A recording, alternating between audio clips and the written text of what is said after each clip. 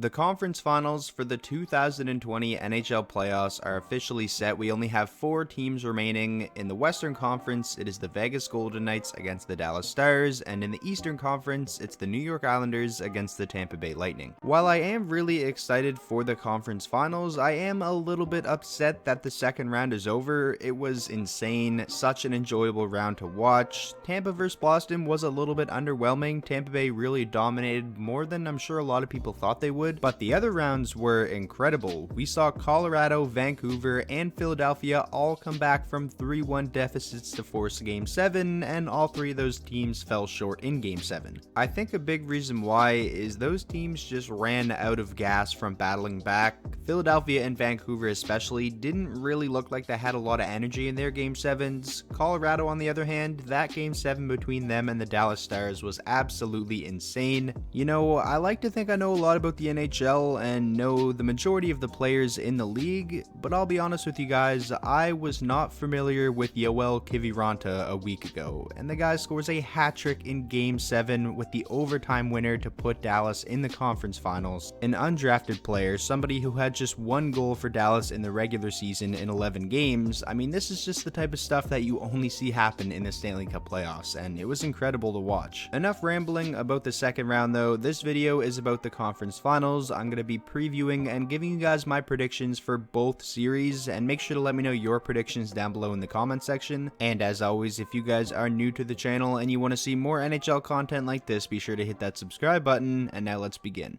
Starting off in the Eastern Conference with the Tampa Bay Lightning and the New York Islanders, let's quickly compare the team's stats a little bit so far throughout the playoffs. Tampa Bay has an 81.3 penalty kill percentage and a 17.1 power play percentage. They shoot about 35.5 shots per game and allow 32.2 per game. So far in the playoffs, the Lightning have scored 39 goals and given up 34, and through 13 games have a rather impressive 10-3 record. Moving on over to the Islanders now, they have an 81.4 penalty kill percentage, which is 0.1 better than Tampa Bay's. They have an 18.2 power play percentage, so they have the advantage there as well. They shoot about 31.2 times per game and allow 27.7 shots against per game. They've scored 50 goals so far and only given up 31, so that's a pretty impressive plus 19 in the goal differential category. And so far through 15 games, the Islanders have a 10-5 record. Now let's take a look at some of the leading point scorers for each team. Tampa Bay is led by Braden Point with 18 points in 13 games, then Kucherov with 16 points in 13 games. Then there's a pretty big drop off, and you have Victor Hedman and Andre Palat both with 9 points apiece, tied for third on the team in scoring. On the Islanders side of things, a little bit more balanced. You have Josh Bailey leading the way with 17 points, Brock Nelson with 15, Matt Barzal with 13, and Anthony Beauvillier with 12, but he is leading the team in goals with 8.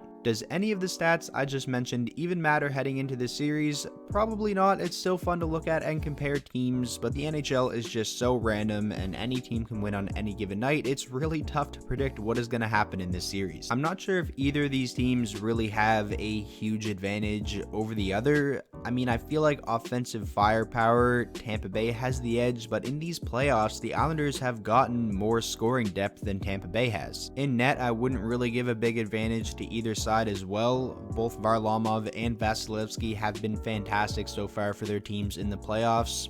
This is a tough series to predict. I feel like I always underrate and underestimate the New York Islanders. It is pretty remarkable what the New York Islanders have been able to do since John Tavares left and signed with the Maple Leafs. I think they've now won 4 playoff series since then, and they only won 1 with John Tavares throughout his entire tenure with the team. And you look at Tavares in Toronto, he's yet to win a playoff series with them either, so that has to feel pretty good for New York Islander fans. On the other hand, it's really impressive what Tampa Bay has done without Steven Stamkos so far in these playoffs. He's their captain, he is one of their best forwards, and it really hasn't seemed like they've missed him very much. There isn't really any word yet on if Steven Stamkos will return in the Eastern Conference Finals series. I read something that Tampa Bay is remaining optimistic about it, so it would obviously be huge for them if they could get their captain back in the lineup. Nikita Kucherov isn't even guaranteed to be ready to go for Game 1 either. I saw that the Tampa Bay Lightning are hopeful on his status, so again, you hope both of these teams can just be going at it fully healthy. It would be a shame if both Kucherov and Stamkos miss a couple of games. Anyways, I'm kind of rambling. Let's make a prediction.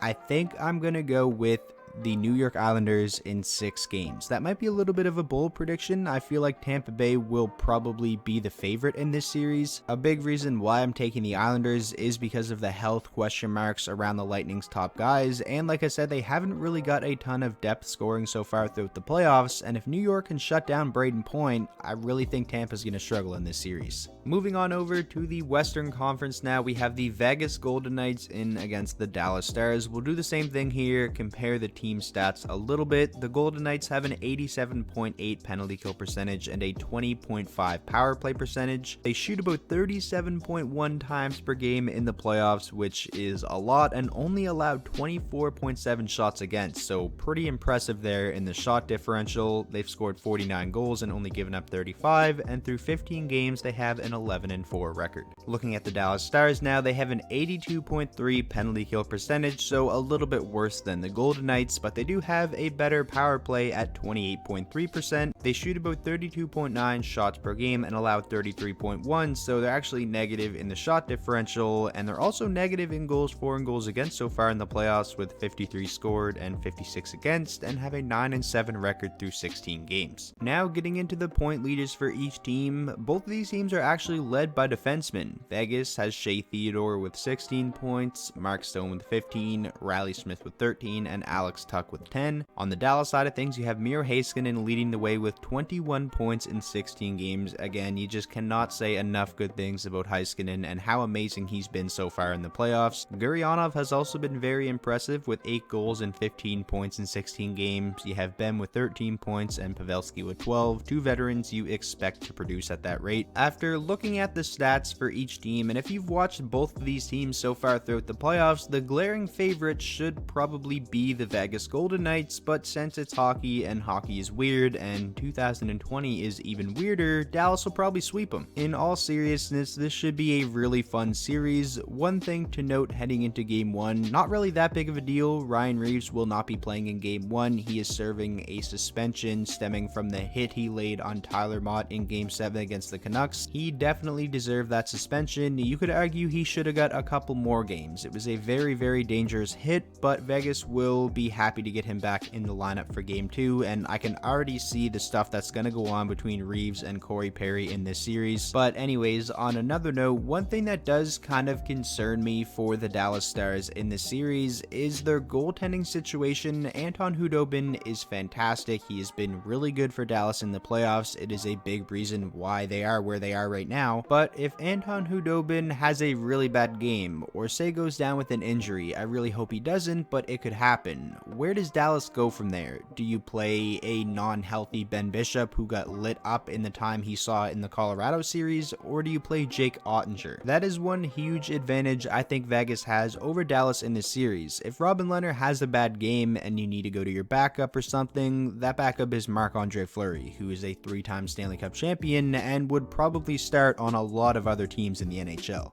We will see if that becomes a storyline in this series or not, but now let's get into my predictions. If you guys saw my video I made, my complete bracket predictions, my bracket challenge or whatever, I actually had the Vegas Golden Knights going all the way and winning the Stanley Cup, so that pick is actually not looking too bad right now. With that being said, I'm going to stick with my guns. I'm going to stick with my original Stanley Cup pick and take the Vegas Golden Knights to win this series. I'll say 6 games, like I said, with the New York and Tampa Bay series. I am just a huge fan of this Vegas team. They really don't have any weaknesses. They have one of the best top 6s in terms of forwards in the entire NHL with Smith, Carlson, Marchessault, Pacioretty, Stastny, and Stone. And they have a guy like Alex Tuch on the 3rd line who is a beast and would be a top line forward on a lot of other teams in the NHL. They also have the gritty guys on the 4th line in Ryan Reeves and William Carrier. They have the horse on the blue line in Shea Theodore. And like I said, they have an amazing goaltending tandem in Marc-Andre Fleury and Robin Lehner. I just really haven't seen anything throughout the playoffs that makes me want to change my original Stanley Cup pick, so that's kind of the biggest reason why I'm taking Vegas in this series. That is going to do it for this video. Those are my complete preview and predictions for both conference finals series. I'm really excited. These should be a couple of really interesting matchups. Like I said at the start of the video, I am very curious to hear your guys' predictions, so make sure to let me know down below in the comment section. And with all that being said, if you guys did enjoy today's video, please be sure to go down there and drop a like on it. That is the best way to show your support. And as always, if you guys are new to the channel and you want to see more NHL content like this, be sure to hit that subscribe button, and I will see you guys all in the next video.